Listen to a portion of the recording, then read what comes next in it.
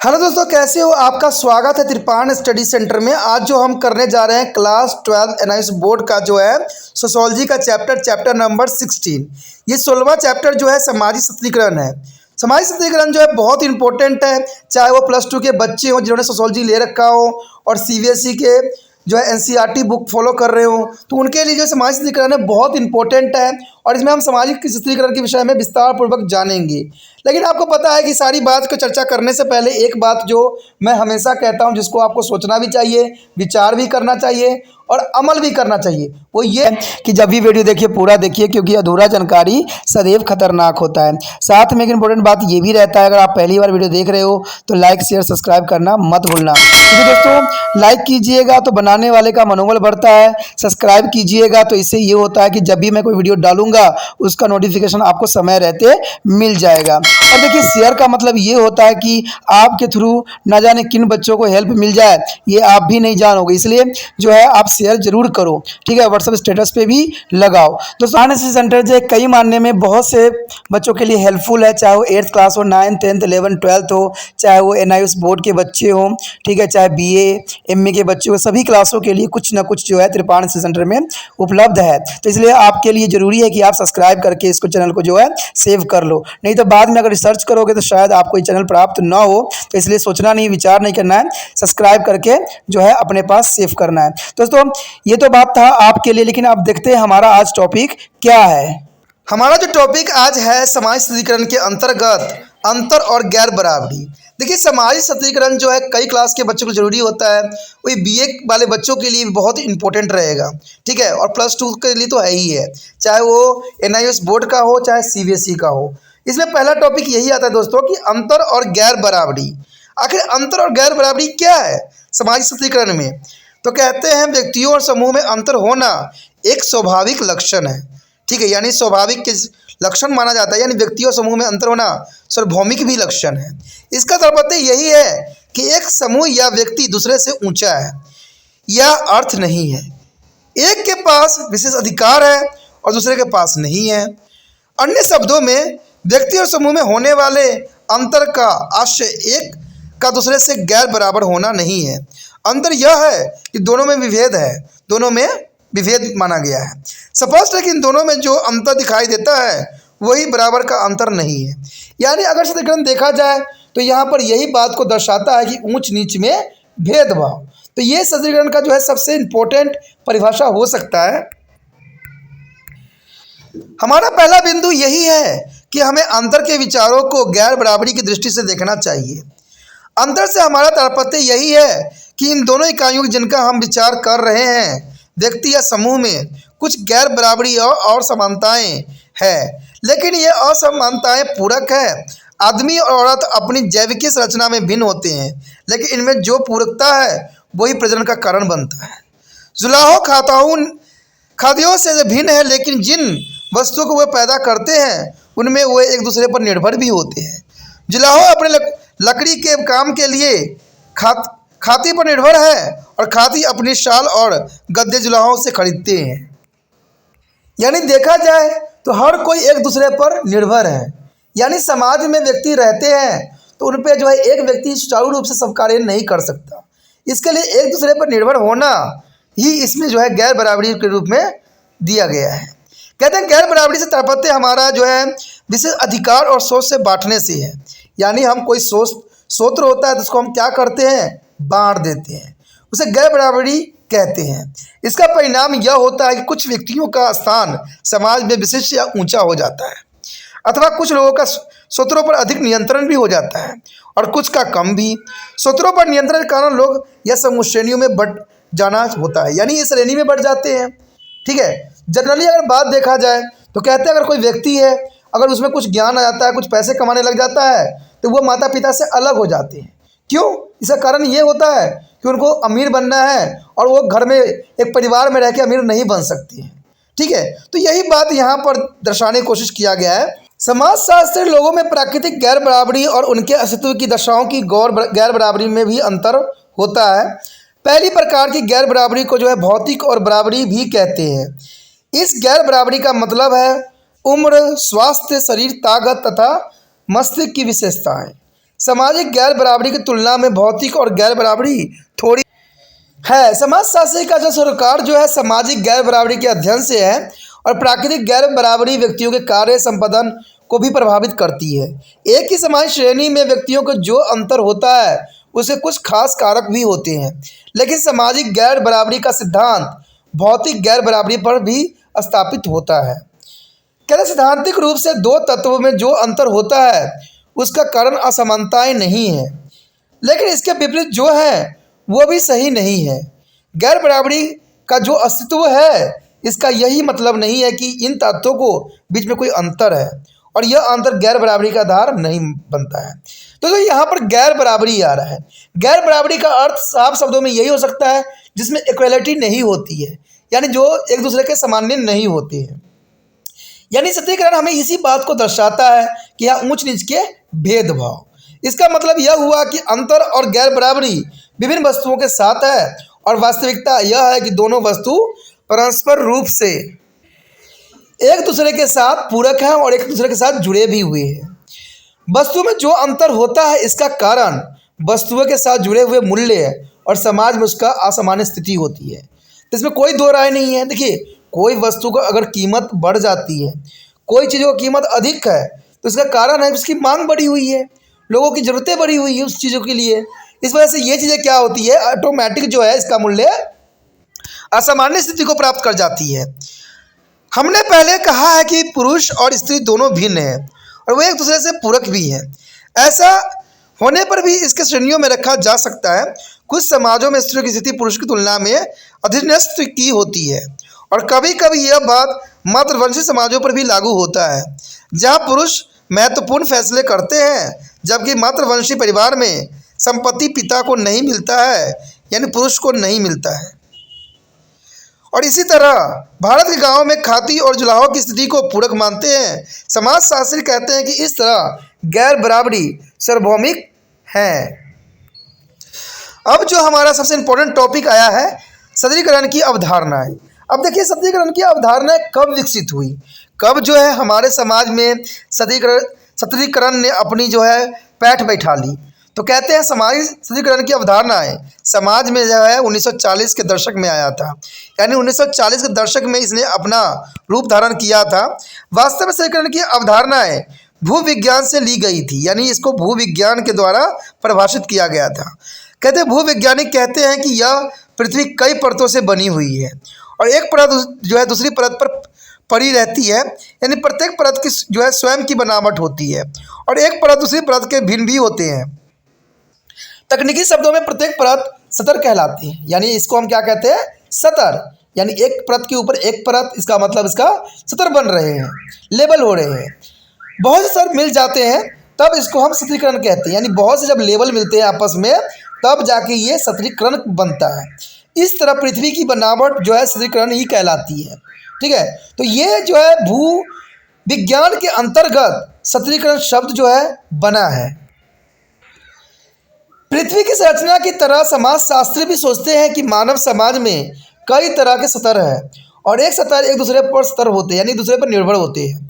समाजी सदरीकरण की परिभाषा इसलिए भी इस तरह दी जाती है कि यह समाज के स्तरों का विभाजन है, यानी जैसे इसमें लेवलों का विभाजन है, ये भी समाज के सदरीकरण कहला सकता है। लेकिन पृथ्वी के सदरीकरण की तुलना समाजशास्त्री के पद से थोड़ा भिन्न होते हैं। भूवैज्ञानिक के अनुसार पृथ्वी के जो स्तर हैं वो एक सामान्य है। पृथ्वी स्तरों में किसी एक स्तर का विशेष अधिकार नहीं होता है। इसकी तुलना में समाज के स्तर श्रेणियों में रखे जाते हैं, यानी ये स्तर एक सामान्य नहीं होते हैं। समाजी सदरीकरण में जिनका स्थान ऊंचा होता है उन्हें विशेष अधिकार प्राप्त होता है और निम्न स्थान वाले को निम्न स्तर पर रखा जाता है। जैसे कि यहाँ पर चित्र में भी देखा जा सकता है। यहाँ पर चित्रों में साफ शब्दों में आप देख सकते हो कि सबका जो है अपना अपना कार्य होता है, यानी सभी के जो है समाज में अपने अपने जो है जॉब यहाँ पर बांटे गए हैं और सभी अपने जॉब के रिगार्डिंग ही जाने जाते हैं। जहाँ पर आप देख सकते हो कि एक मोची है, जहाँ पर एक देख सकते हो कारपेंटर है, ठीक है, जहाँ पर देख सकते हो एक पुजारी है जो पूजा कर रहा है। तो समाज में सबको अपना अपना स्थान प्राप्त है और इसी स्थान की वजह से वो ऊंच नीच के जो है जातियों के रूप में प्रकट होते हैं। तो ये चित्र जो है साफ शब्दों में आपको समझाने के लिए पर्याप्त है। और दूसरे चित्र में आप देख सकते हो कि यहाँ पर जो है एक जो है स्कूल का यहाँ प्रदर्शन किया गया है। यहाँ पर एक कृषि करते व्यक्ति को दर्शाया गया है। तो मानव समाज में विशेषाधिकारों का जो है असामान्य बंटवारा होता है, सभी को अपना जगह जो है प्राप्त होता है और अपने जगह के कारण ही ये समाजों में सशक्तिकरण को पैदा करता है। यानी इसी वजह से सशक्तिकरण जो है उत्पन्न भी होती है, क्योंकि सभी का अपना काम जो है बटा हुआ है। इस तथ्य को हम उदाहरण द्वारा समझ सकते हैं। धनवान लोग गरीब लोगों की तुलना में अपने बच्चों को महंगी शिक्षा दे सकते हैं। इसमें कोई दो राय नहीं है कि धनवान व्यक्ति होगा तो अपने बच्चों को उच्च शिक्षा ही देगा। वे आरामदायक वस्तु जैसे कि एयर कंडीशनर, रेफ्रिजरेटर, कार, महंगे मकान व बस्तियों में रहते हैं। ग्राम सब पंचायत के सदस्य जिन फैसले को करते हैं उन्हें दूसरे लोगों के बिना किसी प्रश्न के स्वीकार भी कर लेते हैं। एक ऐसा समाज जो जातियों में बांट देता है, जैसे कि दक्षिण भारत के गांवों में निम्न जाति के लोग दिन में भी घर से बाहर नहीं निकल सकते थे। उनकी छाया भी दूसरे को अपवित्र कर देती थी। इस भांति इन लोगों के लिए रात ही सब कुछ थी। यह विश्वास था कि निम्न जाति स्थायी रूप से अपवित्र लाने वाली होती है। इसमें कोई दो राय नहीं है। आपको पता ही है कि पुराने समय में जो नीच जात के लोग होते थे, उच्च जात के लोग जो थे उनके परछाई को भी अपवित्र मानते थे, ठीक है, और उनसे कई तरह के भेदभाव भी करते थे, उनको मारते भी थे, और वही व्यक्ति जो थे उनके घर में काम भी किया करते थे। तो ये बहुत बड़ी विडंबना थी। तो यही जो था ऊंच नीच की भेदभाव को यहाँ रिप्रेजेंट करता था। कहते हैं इनको तो रात में ही सारे कार्य करने होते थे, क्योंकि दिन में किसी अमीर पर उनकी छाया ना पड़ जाए, इसलिए हमेशा ही वो डरे रहते थे, क्योंकि उनको कई तरह की प्रताड़ना दी जाती थी। अगर सुबह निकले और उनकी परछाई उन पर पड़ भी जाए या उनको वो देख भी ले, फिर भी कई तरह के जो अमीर लोग होते थे इनको प्रताड़ना करते थे। ये हमारी समाज में ही होती थी, जो कोई बड़ी बात नहीं है। ये पुराने समय में ऐसी बात होती थी। अगर आपके दादा दादी होंगे तो अगर पूछा कीजिएगा तो ये बात वो क्लियर बताएंगे कि हमारे समाज में उच्च वर्ग के लोग जो होते थे कुर्सी के ऊपर बैठा करते थे, और जो निम्न और गरीब लोग होते थे हाथ बांधे हुए जो है मिट्टी पे खड़े रहते थे, यानी ज़मीन पे खड़े रहते थे और बैठे हुए रहते थे। तो इस प्रकार के जो है सशक्तिकरण आपको देखने को मिल सकता था पुराने समय में, और आज भी जो है सशक्तिकरण देखने को मिलता है। इसमें कोई दो राय नहीं है। आपने देखा ही होगा कि हमारे समाज में ये सब भेदभाव आज भी कहीं ना कहीं अपना रूप जरूर ले रखा है, और इसने अपना जो है प्रभाव अभी भी अपना रखा हुआ है, और इसकी दबदबा अभी ख़त्म नहीं हुआ है। ऊपर से हमने जिन रिश्तों को देख दिया है उससे ज्ञात होता है कि लोगों के पास जो विशेष अधिकार होते हैं वे इनके परिणाम हैं कि लोगों में शक्ति, धन और प्रतिष्ठा का बंटवारा असामान्य ही होता है। इन तीनों अवधारणाओं को अर्थ को हमें समझना चाहिए। हमारा अगला टॉपिक जो है शक्ति, धन और प्रतिष्ठा की परिभाषा। आखिर शक्ति, धन और प्रतिष्ठा की क्या अर्थ है और क्या यहाँ पर बताने की कोशिश किया जा रहा है। आपने राजनीतिक संस्थाओं के जो है पाठ में पढ़ा ही होगा कि शक्ति की संबंध किसी भी व्यक्ति या समूह की वह क्षमता है जिसके द्वारा व्यक्ति की इच्छा दूसरे लोगों पर लागू कर दी जाती है। यानी जिसके पास शक्ति होगा वो अपनी जितनी भी इच्छाएं होंगी, जो भी अपनी विचारधारा होगा, वो दूसरे व्यक्तियों पर थोप देते हैं। ये तो आप जनरली देखते ही होंगे कि बड़े बड़े मंत्री संतरी होते हैं, जो भी रूल रेगुलेशन बनाते हैं, चाहे वो गलत हो चाहे सही हो, जनता पे ये थोप ही देते हैं, और जनता को इसको मानना भी पड़ता है, क्योंकि वो शक्तिशाली है। नहीं मानेंगे तो दो चार पुलिस के डंडे खिलवा देते हैं, तो वो उनको मानना ही पड़ता है। तो ये बात यहाँ पर लागू भी की जाती है। अभी इसे स्वीकार करने के लिए वो राजी नहीं होते, फिर भी उनको ये स्वीकार करना ही पड़ता है। जब शक्ति को लागू करना वैध होता है तब इसे प्राधिकार कहते हैं।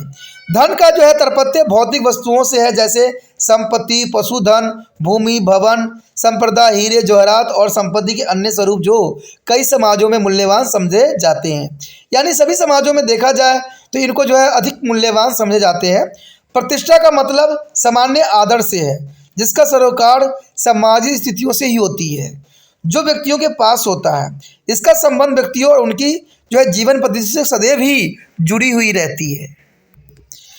हमारा अगला जो टॉपिक है वह है सामाजिक सशक्तिकरण एवं सामाजिक गैर बराबरी। आखिर सामाजिक सशक्तिकरण होता क्या है और सामाजिक गैर बराबरी का क्या अर्थ है। कहते हैं अब तक आप समझ गए होंगे कि सामाजिक सशक्तिकरण का संबंध सामाजिक गैर बराबरी से ही है, परंतु क्या इसका संबंध अभी तक गैर बराबरी से ही है? तो इसमें कोई दो राय नहीं है दोस्तों। सामाजिक सशक्तिकरण का अर्थ ही होता है कि समाज में ऊंच नीच के भेदभाव पाए जाना, यानी इसमें छोट जात और नीच जात का होना ही जो है इस सामाजिक सशक्तिकरण को बताता है। सामाजिक गैर बराबरी का मतलब शक्ति, धन और प्रतिष्ठा जो व्यक्तियों में होती है उससे है। ये जो है गैर बराबरी लिंग और आयु वर्ग में भी हो सकती है। यानी देखा जाए तो इसमें जो है आपने देखा होगा कि जो है लड़कों को जो है बहुत ही अधिक मान्यता दी जाती है, बट लड़कियों की मान्यता समाज में नहीं दी जाती है। ठीक है, छोटे आयु के बच्चों को जो है बड़े आयु के बच्चे जो है आसानी से उनको दबा सकते हैं। या यह कहना चाहिए कि गैर बराबरी जो है सामाजिक सशक्तिकरण का मतलब सामाजिक गैर बराबरी से है, लेकिन सभी गैर बराबरी पर यह लागू नहीं होता है। सामाजिक सशक्तिकरण एक प्रकार की गैर बराबरी ही है। इसका मतलब यह है कि समूहों में शक्ति, धन और प्रतिष्ठा जो व्यक्तियों में है उसे सरकार है। यह सही है कि जिन लोगों के स्तर सामान्य होते हैं उनके संवेग और हेतु भी सामान्य होते हैं।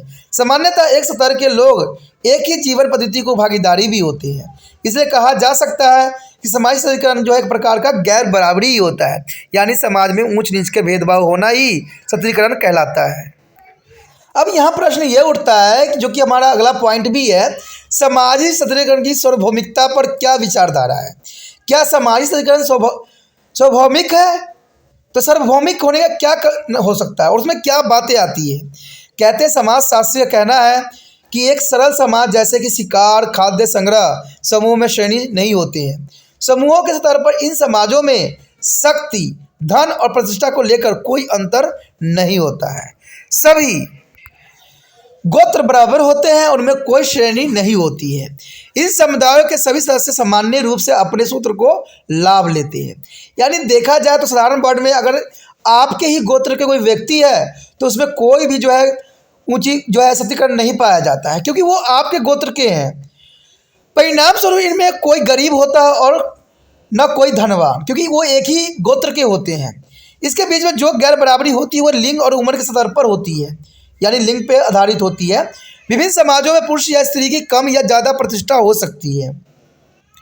वरिष्ठ लोगों का आदर भी किया जाता है और संघर्ष के मामले जो हल से वरिष्ठ लोग देते हैं वह सब पर लागू नहीं होते हैं। इतना होते हुए भी इन वरिष्ठ लोगों को आदर दिया जाता है और इसके निर्णय को स्वीकार भी किया जाता है। इसका अर्थ यह निकलता है कि यद्यपि सामाजिक गैर बराबरी सभी समाजों में पाई जाती है, पर सामाजिक सशक्तिकरण सार्वभौमिक नहीं होता है। यानी सामाजिक सशक्तिकरण देखा जाए तो सार्वभौमिक नहीं होता है। इसी कारण आज के समाजशास्त्री आदिम साम्यवाद यानी प्रोमोटिव्स ऑफ कॉलोनियलिज्म की विचारधारा को स्वीकार नहीं करते हैं। पहले यह समझा जाता था कि आदिम समाज को जो है सहजाति समझा जाता था। ये समाज साम्यवादी स्तर पर थे, अर्थात गैर बराबरी का अभाव। अगर इस बयान को हम गहराई से देखें तो कहना पड़ेगा कि इन अधीन समाजों में यद्यपि सशक्तिकरण का अभाव था, फिर भी इनमें गैर बराबरी थी। इन समाजों में यह अवश्य होता था कि इनमें कुछ बहुत बढ़िया शिकारी थे और कुछ बहुत अच्छे दस्तकार भी थे, बहुत अच्छा दक्ष जादूगर भी थे जिसकी सामान्य प्रतिष्ठा दी जाती थी। लेकिन इनमें कुछ शिकारी दूसरे से अच्छे भी थे। इस भांति जो अच्छे थे उन्हें अधिक प्रतिष्ठा मिलती थी। यह ध्यान में रखने की बात है कि सरल समाजों में भी एक व्यक्ति का अधिकार सामान्य ही जा सकता था और दूसरे की तुलना में अधिक धनवान हो सकता था, लेकिन प्रतिष्ठा या धन अनिवार्य रूप से किसी समूह के साथ जुड़ी हुई नहीं थी। प्रतिष्ठा का जुड़ाव व्यक्तियों के साथ था। इस तरह के विश्लेषण से हम यह निष्कर्ष पर पहुंचते हैं कि सशक्तिकरण का सामान्य विस्तार और सामान्य अर्थों में सार्वभौमिक नहीं होता। अब जो हमारा सबसे इम्पोर्टेंट टॉपिक आया है सशक्तिकरण के कुछ महत्वपूर्ण विचारक और अवधारणाएं। अब देखिए बहुत से विचारक हुए जिन्होंने जो है सशक्तिकरण पे अपना विचारधारा भी प्रस्तुत किया। इसमें से सबसे पहले तो यही थे कार्ल मार्क्स के विचारधारा। अब देखते हैं कार्ल मार्क्स की विचारधारा क्या था। कार्ल मार्क्स के विचारधारा के अनुसार सामाजिक सशक्तिकरण पर जो है कार्ल मार्क्स ने एक बुनियादी अवधारणा रखी थी। इसके लिए सशक्तिकरण समाज के दो पारंपरिक विरोधी श्रेणियों में भी बांटा था। इसे वर्ग के नाम उन्होंने दिया था। इन वर्गों में एक वर्ग दूसरे वर्ग का शोषण सदैव करता है, इसमें कोई दो राय नहीं है। कार्ल मार्क्स की दृष्टि में समाज में दो मुख्य सामाजिक समूह होते हैं। पहला समूह वह है जो स्रोत यानी रिसोर्स का मालिक और इन पर नियंत्रण रहता है। स्रोतों की तकनीकी और मूल्यवान वस्तु भी मानता है। इन्हें उत्पादन के साधन के नाम से भी जाना जा सकता है। दूसरा समूह उन लोगों का है जिनका ना तो स्रोत पर स्वामित्व है और न ही नियंत्रण होता है। इन श्रेणियों के लोग पहली श्रेणी के लोगों के लिए काम करते हैं, जैसे गरीब, ठीक है, और पहले जो होते हैं स्वामित्व यानी जो है मालिक, जिनके पास स्वतंत्र का मालिकाना अधिकार भी होता था। इनका जीवन यापन पगार पर ही होता था। जिसे वे श्रम करके प्राप्त सदैव करते थे। इन दोनों श्रेणियों के लिए मार्क्स ने जो है वर्ग पद का प्रयोग किया था।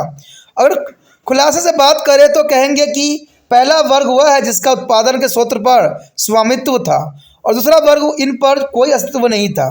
इस तरह वर्ग का सामाजिक समूह और इसके सदस्य के उत्पादन साधनों की सामान्य भागीदारी थी। तो यानी कार्ल मार्क्स ने साफ शब्दों में बात कहा था कि हमारे समाज में दो तरह के व्यक्ति पाए जाएंगे, एक जो होगा धनवान और एक होगा गरीब। गरीब जो होगा धनवान व्यक्ति के यहाँ कार्य करेगा और उसे पगार लेगा और अपना जीवन यापन करेगा, लेकिन कोई भी संसाधन होगा उस पर जो है अमीर लोगों का ही नियंत्रण होगा।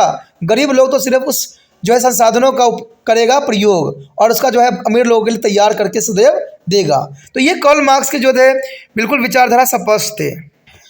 कार्ल मार्क्स का ये भी कहना था कि जिसके पास उत्पादन के साधन है वही जो है राजनीतिक शक्ति का उपयोग भी करते हैं। इसमें कोई दो राय नहीं। अगर आप देखो तो अगर गांव में देखोगे जो साहूकार या जो भी कोई सेठ है, अगर उसके पास पैसा धन संपत्ति है तो वही राजनीति का शक्ति केंद्र रूप बन जाता है। लेकिन आम आदमियों को यहाँ पर कोई रूप धारण नहीं होता है, वो कहीं भी कुछ करने लायक भी नहीं रहते हैं। आपने आए दिन इस उदाहरण को सब आपके समक्ष प्रस्तुत होता ही रहता है। कहते हैं समाज में अगर देखा जाए तो पॉलिटिकल पार्टी में वही व्यक्ति जाते हैं जो धनवान होते हैं, लेकिन आम गरीब बंदों को तो कोई पूछता भी नहीं है, क्योंकि आम गरीब बंदे के पास इतना जो है घूस देने के लिए पैसे नहीं होते, इतना पैसा उनके पास देने के लिए होता नहीं, क्योंकि आज हर चीज़ जो है चरित्रवान नहीं है। तो इसमें कोई बुराई नहीं है। आप लोग आए दिन न्यूज़ में देखते रहते हो कि वो उसको इतना पैसा ऑफर किया, वो इसका इतना पैसा ऑफर किया, तो इतने पैसे उनके पास आते कहाँ से हैं? ये बहुत बड़ा प्रश्न चिन्ह है। कहते हैं इनको मैं क्या कहूँ, चाहे कोई भी राजनीतिक दल होते हैं, चाहे इंग्लैंड का हो, अमेरिका को, हर जगह जो है इसी प्रकार की राजनीति देखने को मिलता है। कहीं भी साफ सुथरी राजनीति कहीं भी नहीं मिलता है, चाहे कोई व्यक्ति अपने आप को कितना भी महान क्यों ना साबित कर ले।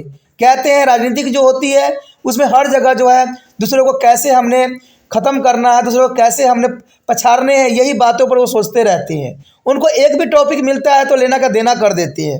तो यही बात यहाँ पर भी बताने की कोशिश किया है कि राजनीतिक शक्ति का उपयोग सदैव वही लोग करते हैं जिनके पास साधन होता है। आर्थिक शक्ति आदमियों की राजनीतिक और कानूनी शक्ति की ओर ले जाता है, यानी जिसके पास पैसा है वो राजनीतिक भी वही होते हैं और कानूनी शक्ति भी वही होती हैं। इसके परिणाम स्वरूप वह व्यक्ति को आर्थिक स्रोतों को कानूनी नियंत्रण की ओर ले जाता है। जिन लोगों के पास उत्पादन के साधन पर जो है स्वामित्व है, कार्ल मार्क्स उन्हें शासक वर्ग कहा है, यानी वो शासक ही करते हैं, ठीक है, क्योंकि उनके पास सारे जो होते हैं धन दौलत संपत्ति सब होते हैं और दूसरे को खरीदने का भी पूरा उनका दायित्व होती है। यानी कार्ल मार्क्स ने साफ शब्दों में ये बात को कहा था कि जिन लोगों के पास उत्पादन और साधन का स्वामित्व है, कार्ल मार्क्स ने उन्हीं ही शासक वर्ग यानी रूलिंग क्लास कहते हैं। वह वर्ग जो सूत्रों का मालिक नहीं है, जो होते हैं लेकिन उत्पादन साधनों की तरह काम करते हैं, वो सेवा वर्ग यानी सर्विस क्लास कहलाते हैं। इस वर्ग की स्थिति जो है अधीनस्थ वर्ग की तरह होती है, क्योंकि इनके पास राजनीतिक शक्ति नहीं होती है और शासक वर्ग जिन नियमों को बनाते हैं उनके अंतर्गत उनको कार्य भी करने होते हैं। कहते कार्ल मार्क्स ने ये बात भी साफ शब्दों में कहा था कि शासक वर्ग की सुरक्षा और उसकी हेतुओं को देखते हैं। मार्क्स की दृष्टि में कानून शोषण का एक साधन है, यानी कानून जो है एक शोषण करने का एक साधन बन गया है। इसका कारण यह है कि इन कानूनों को शासक वर्ग बनाता है और वही इस पर नियंत्रण भी रखता है। तो इसमें कोई दो राय नहीं है। अगर आज देखा जाए तो कानून पे भी उन्हीं लोगों का नियंत्रण है जो पावरफुल है। आम व्यक्तियों को तो सिर्फ वहाँ पर जो है ज़बरदस्ती ले जाया जाता है और उनको दूसरे के अपराध जो है उन पर थोपा जाता है। कार्ल मार्क्स ने साफ शब्दों में इसको जो है कहा था कि कानून जो है जो कहते हैं अमीर लोग बनाते हैं और इस कानून पे जो है अमीर लोगों का ही नियंत्रण होता है। अगर लगता है कि ये गलत बात है तो कभी आप आम बंदे बन के जाकर देखिए, आप किसी भी पुलिस चौकी के अंदर आपको वो लोग ऐसे बातें करेंगे जैसे कि आपने बहुत बड़ा अपराध करके यहाँ पर आए हो, लेकिन वही सूट बूट पहना हुआ एक व्यक्ति चला जाएगा तो बड़े आदर से उनको कुर्सी पे बैठाएंगे और उसको मान सम्मान करेंगे। तो इसमें दिख गया ना कि शासन हमारे लिए नहीं होता है, अमीर वर्ग के लोग के लिए होता है। गरीबों से तो उन्होंने पैसे लेने हैं और तरह तरह के जो है उन पर चार्जशीट लगाने होते हैं। कहते कार्ल मार्क्स ने सिर्फ केवल इन्हीं बातों पर नहीं देखा है, इन सूत्रों का जो है स्वामित्व राजनीतिक शक्ति ही देता है, यानी ये लोग जो होते हैं राजनीतिक शक्ति से ही काफ़ी प्रेरित होते हैं। ऐसा भी होता है कि सूत्र का जो मालिकाना हक विशेष अधिकार की स्थिति देता है और यह शासक वर्ग एक समय में जो समाज को परिचित विचार होते हैं लोगों को देते हैं। सूत्रों को स्वामित्व एक ऐसी विचारधारा पैदा करते हैं जो इस संपूर्ण समूह को जो है उच्च स्थान पर रख देता है।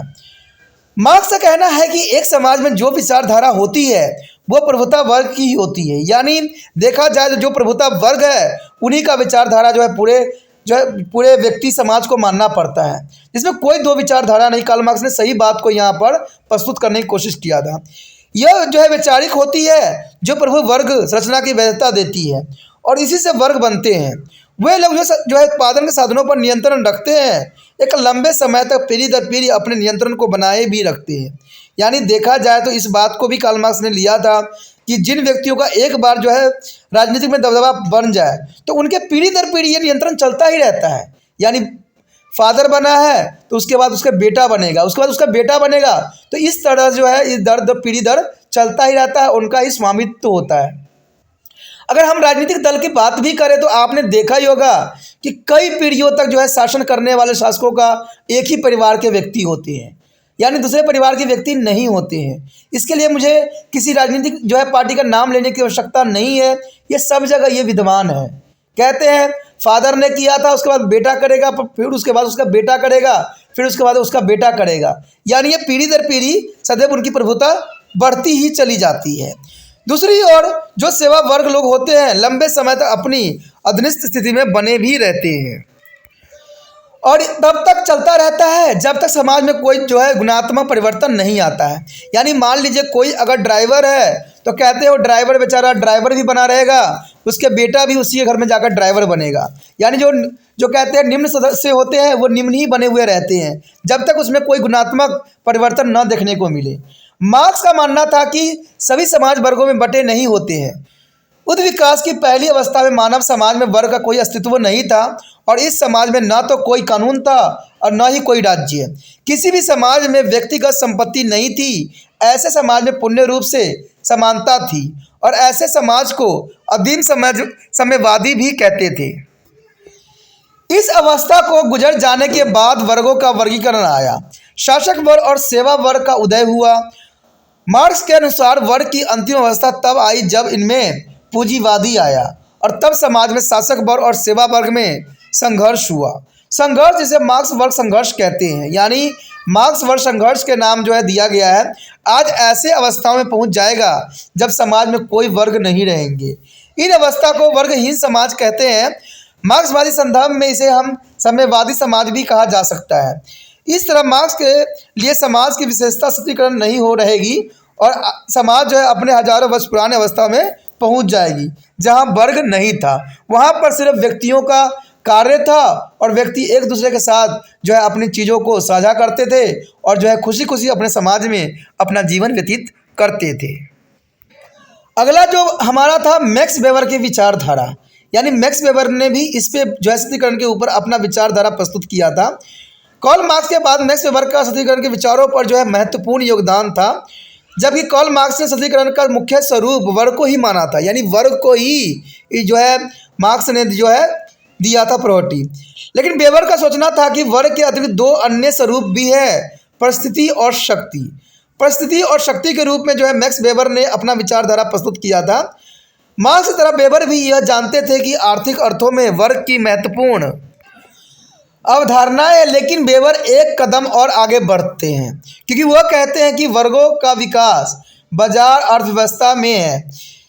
इस भांति वर्ग जो है पूंजीवादी समाजों का एक लक्षण है क्योंकि इन समाजों में बाजार अर्थव्यवस्था है। पूंजीवाद में उत्पादन की इकाई परिवार नहीं होता है। इन समाजों में बाजार उत्पादन और विपणन के कार्य को ले लेता है। सभी प्रकार की वस्तुएं सेवाओं को भी लोग बाजार पर ही निर्भर होते हैं। लोग अपनी कार्यकुशलता को बाजार में बेचते हैं और अपना जो है जीविकोपार्जन उस धन से ही करते हैं जिससे उन्हें आय होती है। कुछ खास तरह की जो है कुशलताएं जैसे कि इंजीनियरिंग और तकनीकी और चिकित्सा से बाजार में दूसरे व्यवसायों की तुलना में अधिक धन मिलती है। जिन लोगों के पास ऐसी तकनीकी क्षमता होती है उन्हें बाजार की कुशलता कहते हैं। अकुशल और अर्धकुशल लोगों की क्षमता उन लोगों की तुलना में कुशल है कम है, यानी बिल्कुल ही वो बेकार होते हैं। उनके जीवन रहने की संभावना बहुत कम रहता है। तो इसमें कोई दो राय नहीं है कि जो व्यक्ति कुशल नहीं होंगे, अपनी क्षमता को नहीं दिखाएंगे, उनको समाज में जीवित रहने की संभावना भी बहुत कम बन जाती है। संपत्ति पर भी सिद्धांत लागू होता है। धन का लाभ उस बात से बदलता है कि यह संपत्ति किस स्थान पर मिलती है, यहाँ तक कि किस शहर या गांव में स्थापित है। बाजार भी धन के मूल्य को निर्धारित करती है। वेबर ने सटीकरण के जीवन को अवसर यानी लाइफ ऑफ चांस की अवधारणा द्वारा समझाया था। संपत्ति बाजार का स्थिति से परिभाषित भी की जाती है। व्यक्तियों में काम करने की जो कुशलता वह उस वर्ग को निर्धारित करता है और वह वर्ग बाजार निर्धारण भी करती है। वह लोग जिनके पास धन का कोई मालिकाना अधिकार नहीं है लेकिन उसके पास ऐसी कुशलता है जिसको बाजार में जीवित रखने के कई अवसर भी हैं, इसलिए इन्हें गरीब नहीं कहा जा सकता है, जैसे कि मार्क्स का सिद्धांत कहता है। मैक्स वेबर ने शासक वर्ग की विचारधाराओं को अस्वीकार कर दिया था और इसी में अपना कुछ विचारधारा भी दिया था। मार्क्स के अनुसार यह वर्ग जिसके पास उत्पादन के साधन होते हैं और राजनीतिक शक्ति का नियंत्रण भी करते हैं, इसमें कोई दो राय नहीं है। कहते हैं जिनके पास पैसा धन होता है, जो उत्पादन करते हैं, वही राजनीतिक शक्ति के रूप में होते हैं। हमारे समाज में अगर आप देखोगे तो कहते हैं शासन कोई और चला रहा है और ये शासन किसी और के नियंत्रण में है। आज के समाज में भी ये देखने को मिल सकता है, ठीक है, कि राजनीतिक कोई और कर रहा है और ये सारे राजनीतिक किसी और के नियंत्रण में है। जो धनवान व्यक्ति है वही इसको नियंत्रण भी करते हैं। वेबर के अनुसार उत्पादन के साधनों का स्वामित्व हमेशा राजनीतिक शक्ति का नियंत्रण करता है, ऐसा नहीं है। लेकिन इस बात को वेबर ने साफ शब्दों में कहा कि साधनों का स्वामित्व जिसके पास है वही शक्ति नियंत्रण भी करता है, ऐसा नहीं हो सकता है। लेकिन इसमें भी कोई दो राय नहीं है, ऐसा भी हो सकता है। लोगों को राजनीतिक शक्ति मिलती है वह इसलिए नहीं कि उसके पास आर्थिक शक्ति है, उन्हें राजनीतिक कुशलता इसलिए मिलती है कि वह काफ़ी प्रभावपूर्ण ढंग से अपनी विचारधारा को दूसरों को दे सकते हैं। यानी यहाँ विचारधाराओं को जो है बहुत महत्व दिया गया है। इस विचारधारा को घोषणा पत्र, संगठनात्मक कुशलता और उद्देश्य के प्रति जो है प्रतिष्ठितता को भी बताते हैं। देखिए विचारधारा सभी की अपनी अपनी होती है, तो इसमें वेबर ने भी कोई गलत नहीं बोला। वेबर ने भी वह सही बात को यहाँ पर रिप्रेजेंट किया कि जिसके पास बोलने की क्षमता है, जिसके पास अच्छा कार्य कुशलता है, वो भी अपना जो है दबदबा बना सकता है समाज के ऊपर। इस भांति आर्थिक शक्ति और राजनीतिक शक्ति आधुनिक समाज में एक साथ नहीं चल सकते। तो इसमें कोई दो राय नहीं है कि अगर आर्थिक शक्ति और राजनीतिक शक्ति आधुनिक समाज में चलना संभव नहीं है। उसके पश्चात हमारा अगला टॉपिक जो है परिस्थिति। देखिए आर्थिक व राजनीतिक जो है सोपानिक व्यवस्था के साथ साथ एक अन्य सोपानिक व्यवस्था भी होती है, वह है परिस्थिति। परिस्थिति जो होती है, परिस्थिति को एक अन्य दो सोपानों की तरह स्वतंत्र रूप से भी विश्लेषित कर सकते हैं। परिस्थिति का पद जो है सामाजिक पद में अंतर्निहित होते हैं। अंत क्रियाओं की स्थिति में प्रत्येक व्यक्ति एक सामाजिक पद को धारण करता है।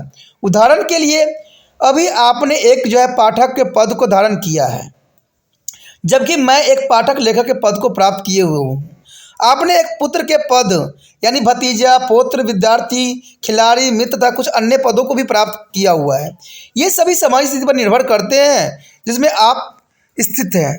दूसरे शब्दों में आप जिन व्यक्ति या व्यक्तित्व से अंतर्क्रियाएं कर रहे हैं यह उन पर भी निर्भर है। प्रत्येक पद के साथ आप एक भूमिका करते हो। इसका मतलब हुआ आप एक उस प्रकार की क्रिया करते हो जो आपसे अपेक्षित की जाती है। इसलिए परिस्थिति का मतलब पद से है और भूमिका वह व्यवहार है जो पद से अपेक्षित की जाती है। अगला जो टॉपिक हमारा दोस्तों है प्रतिष्ठा के प्रकार। देखिए एक जो होता है प्रदंत होता है और एक अर्जित परिस्थितियाँ होती है।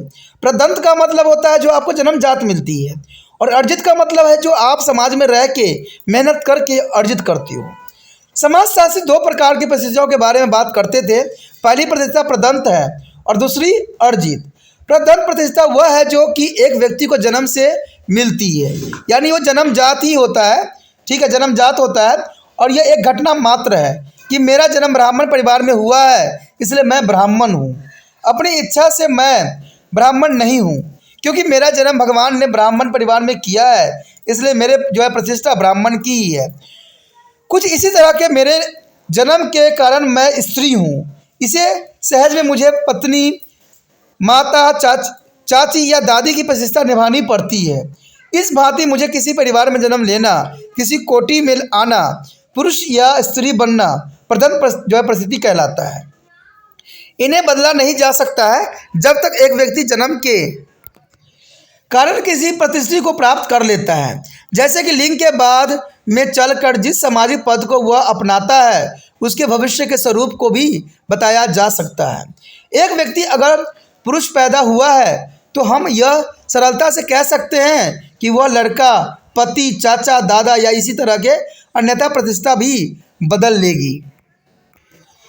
दूसरी सामाजिक परिस्थिति को जो है अर्जित परिस्थिति कहते हैं। प्रत्येक समाज में कुछ परिस्थिति जो ऐसी भी है जिन्हें हम प्रतियोगिता द्वारा प्राप्त किया जा सकता है। इस तरह सामाजिक पद के लिए जो प्रतियोगिता की जाती है वह जो है अर्जित परिस्थिति कहलाती है। अगर एक व्यक्ति सिविल सेवा परीक्षा में प्रतिष्ठित हो जाता है और सिविल अधिकारी की तरह जो पद उसे प्राप्त करता है वो उसको अर्जित परिस्थिति कहलाता है। एक सामान्य समाज में सामाजिक जो है परिस्थितियाँ मुख्य रूप से प्रदत्त है, लेकिन कुछ सामाजिक परिस्थितियाँ ऐसी भी है जो प्रतियोगिता द्वारा भरी जाती है। उदाहरण के लिए सबसे बढ़िया शिकारी, सबसे बढ़िया दस्तकार व जो है बागवान आदि प्रदत्त परिस्थितियों के दृष्टांत है। तुलनात्मक दृष्टि से ये एक जटिल समाज में जो है सामाजिक परिस्थितियाँ मुख्यतः अर्जित ही होती है, लेकिन इसका मतलब यह नहीं है कि वह प्रदत्त परिस्थितियाँ ओझल हो जाती है। वास्तविकता यही है कि अर्जित प्रतिष्ठा कई स्थिति में महत्वपूर्ण भी होते हैं। देखा यह भी गया है कि प्रदत्त परिस्थितियाँ अक्सर अर्जित परिस्थितियों को प्रभावित सदैव करती है।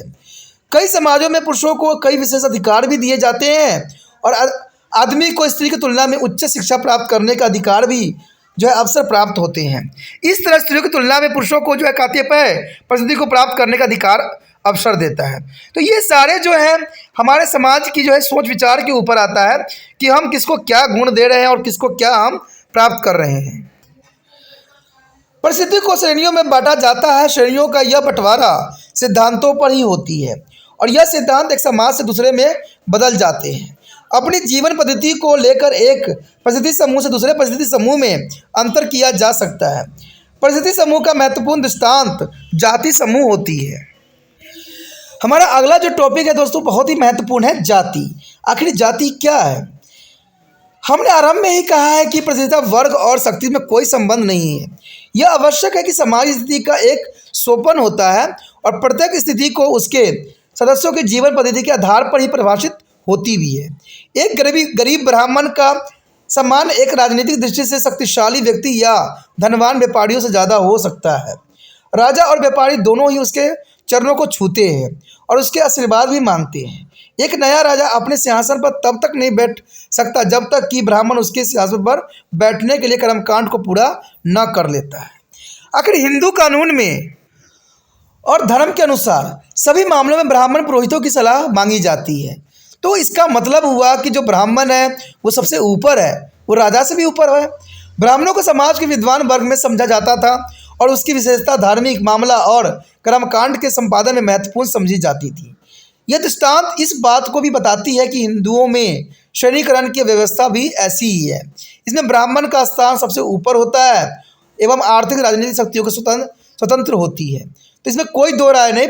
पुराने समय में वर्ण को भी जो है 4 अवस्थाओं में बांटा गया था: ब्राह्मण, क्षत्रिय, शूद्र, वैश्य। तो ये कोई बुराई नहीं कहते ना इसको, तो पुरातन समय से इसी बात को जो है इसमें ब्राह्मणों को ही उच्च श्रेणी का पद सदैव दिया गया है। इसमें कोई दो राय नहीं है। कहते हैं राजा भी जो है ब्राह्मण का पैर छूता है, तो इसमें कुछ न कुछ बात जरूर होगा। कहते हैं भारतीय समाज को विशेषता उसकी जाति व्यवस्था ही माना गया है, लेकिन यह व्यवस्था दक्षिण एशिया के कई अन्य भागों में भी पाई जाती है। यद्यपि जाति का एक ऐसा रास्ता है जिसके आधार पर हिंदू अपने समाज को संगठित करते हैं, फिर भी जाति के तत्व गैर हिंदू समुदाय में भी पाए जाते हैं।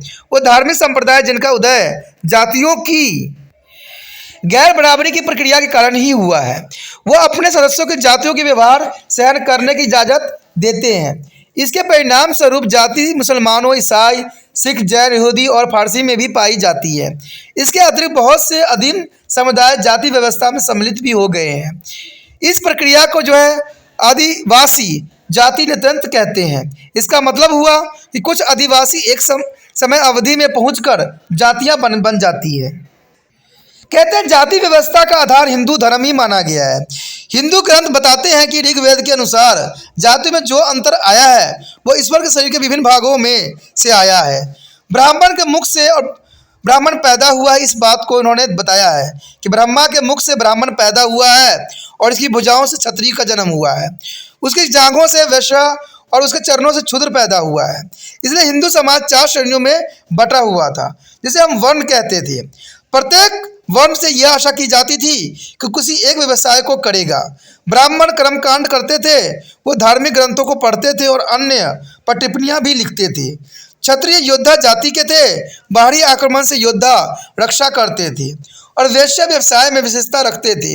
इस सोपन व्यवस्था में सबसे नीचे क्षुद्र होता था। क्षुद्रों का सबसे बड़ा काम ऊंची जातियों को सेवा करना था। यानी प्रत्येक सामाजिक श्रेणियों में आगे चलकर जो है छोटी श्रेणियों में बढ़ जाती थी। हम जाति व्यवस्था में कुछ मुख्य लक्षणों को नीचे दे रहे हैं।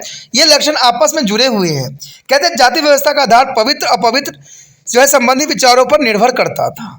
व्यवसाय के अतिरिक्त प्रत्येक जाति की अपनी एक जीवन पद्धति होती थी। यानी व्यवसाय के अतिरिक्त प्रत्येक जाति की अपनी जीवन पद्धति मानी जाती थी। गांव में एक आदमी की जाति को उसको वेशभूषा जो है, रात, मकान का प्रकार, भोजन की आदतें और बोलने के तरीकों पर पहचाना जा सकता था। यानी बोलने के स्टाइल से पता लग जाता था कि वो किस प्रकार का व्यक्ति है। यह हमें ज्ञात है कि प्रत्येक जाति की अपनी एक बोली होती है जो दूसरे से काफ़ी भिन्न भी देखने को मिलती है। प्रत्येक जाति अपने अंतर्विवाहित के नियमों का सदैव पालन करती है। इसका अर्थ यह हुआ कि एक जाति का सदस्य अपनी ही जाति में विवाह करता है, लेकिन वह अपने गांव से बाहर विवाह करता है। इसे गांव जो है वही विवाह कहते हैं। जाति के अंतर्विवाह के साथ में वही विवाह भी जुड़ा हुआ है।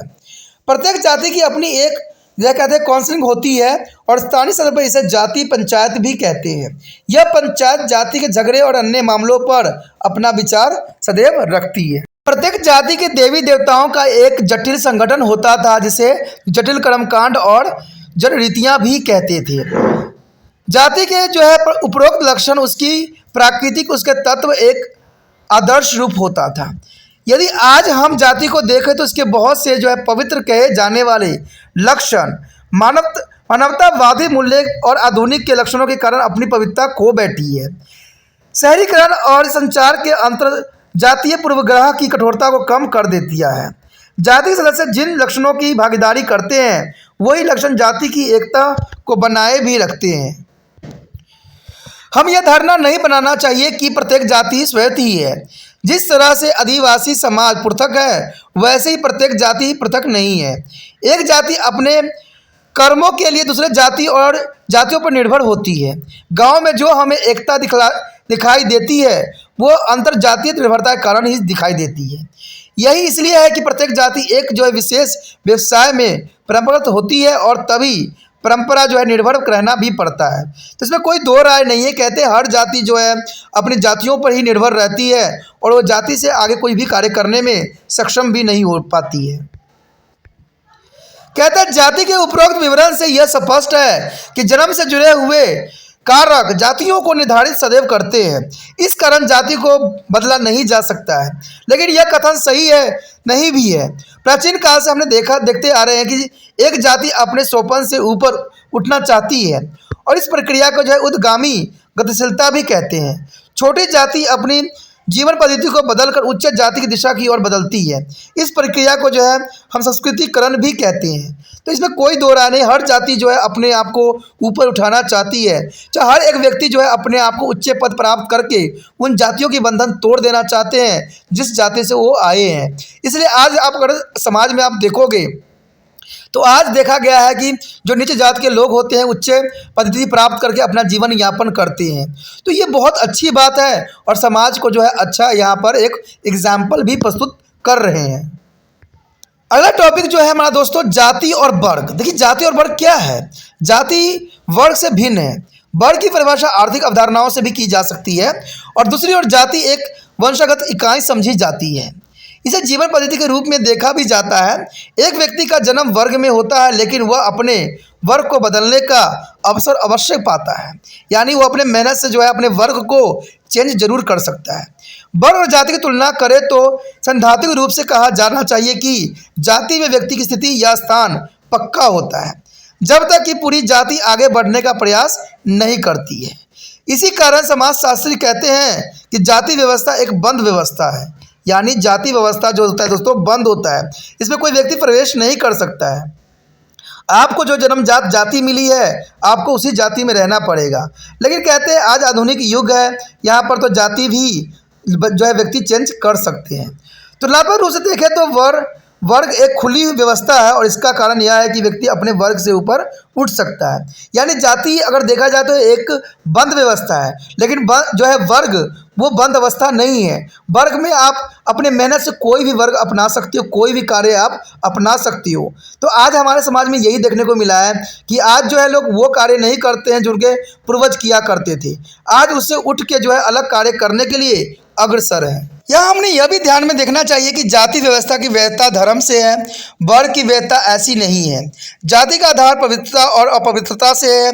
यह मानकर चलता है कि एक व्यक्ति का जन्म जो अमुमक जाति में इसलिए हुआ है कि उससे पीछे जन्म में कुछ पुण्य किए होंगे। यही बात हम जनरली कहते हैं कि आपने अच्छे कर्म किए हैं जो आपके उच्च जाति में जन्म हुआ है, कुछ पुण्य किए हैं। ब्राह्मण कर्मकांड की दृष्टि से सबसे अधिक पवित्र माना है और इसलिए वे सोपान में सबसे ऊपर है। और इस सोपनीकीय व्यवस्था में वो लोग हैं जो धार्मिक दृष्टि से जो न्यूनतम पवित्र है। जैसे कि हम जाति की सोपनी की व्यवस्था को देखते हैं तब पवित्र घटती चली जाती है और जो है अपवित्रता बढ़ती ही चली जाती है। कुछ समाजशास्त्रों के विचार से जो है जाति व्यवस्था में छुआछूत पाई जाती थी। इसे 1955 में कानूनी ढंग से समाप्त कर दिया गया और सतीकरण की किसी भी व्यवस्था में अब इस तरह के जो है व्यवहार देखने को नहीं मिलती है, जो कि बहुत ज़रूरी भी है। कहते हैं इंसान अगर अच्छे कर्म करे, इंसान अगर मेहनत करे तो अपना जाति भी जो है बदल सकता है, अपना वर्ण भी बदल सकता है। अगर हम जाति को क्लोज कहते हैं यानी वो बंद समूह है तो इसमें कोई दो राय नहीं, क्योंकि वो बंद है। देखिए जाति तो कोई इक्का दुक्का व्यक्ति ही बदल लेते हैं, लेकिन जाति बदलना इतना आसान नहीं होता है। लेकिन हम जो है वर्ण को जरूर बदल सकते हैं। वर्ण को हम अपने मेहनत, अपने पढ़ाई लिखाई के साथ जो है हम इसको बदल भी सकते हैं। हमारा अगला टॉपिक जो है अर्वाचीन भारत में जाति का महत्व, यानी जाति का महत्व यहाँ क्या है। अर्वाचीन भारत में वर्ण व्यवस्था बड़ी महत्वपूर्ण हो गई है, लेकिन इसका निष्कर्ष हमें यह नहीं निकालना चाहिए कि जाति अप्रासंगिक हो गई है। इसके अप्रासंगिक न होने के निम्न कारण हो सकते हैं, जैसे कि यहाँ पर बताया गया है कि पहला तो यही होता है कि बहुत से अध्ययन बताते हैं कि जाति विवाह के मसलों में महत्वपूर्ण होती है। यानी जाति, आपको पता है कि जब विवाह होती है तो लोग जाति को ही देखते हैं। लोग जिन कर्मकांडों को करते हैं उनके विशेष रूप से उल्लेख्य जाति ही करती है, यानी जाति से ही उनको कर्मकांड का भी पता चलता है। जाति के नाम पर जो है स्मृति भी बनाई जाती है, जो कि बहुत इंपॉर्टेंट बात यहाँ आती है। कहते हैं जातियों की स्मृति अपना बैंक, स्कूल, कॉलेज, विश्राम गृह, अस्पताल आदि अपनी जाति के नाम पर ही स्थापित करते हैं। इसमें कोई दो राय नहीं है। आप देख सकते हो कि बहुत से बैंक, स्कूल, कॉलेज, विश्राम गृह, अस्पताल जो है लोग अपनी ही जाति के नाम से ही रखते हैं। राजनीतिक क्षेत्र में मतदान करने में जाति एक महत्वपूर्ण कारक बनता है और लोग जाति के रिगार्डिंग ही जो वहाँ पर है मत प्राप्त भी करते हैं और जातियों को भड़का के जो है वो मत भी अपने अंडर डलवा लेते हैं। एक जाति की जो है सदस्य जो है वोट बैंक को बनाते हैं। आपने देखा ही होगा कि राजनीतिक में सदैव ही जाति को सबसे ऊपर ले लेते हैं और जाति के रिगार्डिंग जो है एक दूसरे पर खेल करते हैं और जो है प्रत्यारोप लगाते रहते हैं।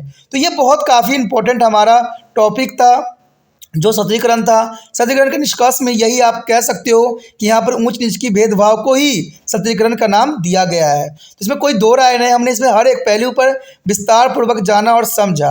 अगर आपको अच्छा लगा होगा तो ज़रूर दूसरे बच्चों के साथ शेयर कीजिए, लाइक कीजिए और सब्सक्राइब करके इस वीडियो को रख लीजिए।